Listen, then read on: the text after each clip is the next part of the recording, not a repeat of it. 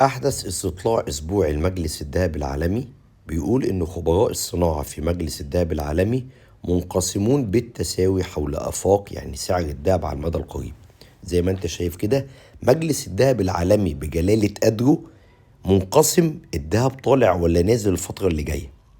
طيب، بينما حافظ متداولو التجزئة على تحيزهم الصعودي، يعني بيقول لك تجار الثراء متحيزين شوية إن هو هيطلع.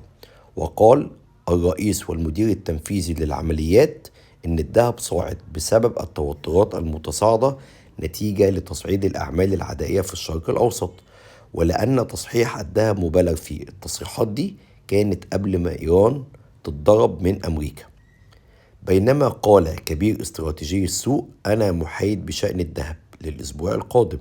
مقصود بيه الأسبوع اللي هيبدأ يوم الاثنين 23 يونيو وينتهي يوم الجمعة 27 يونيو، لأن الذهب شهد تقلبات صعودا وهبوطا مؤخرا.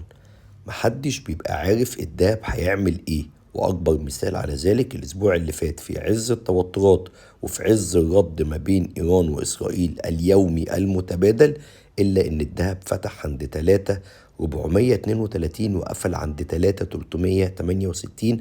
معنى كده ان الدهب خالف التوقعات.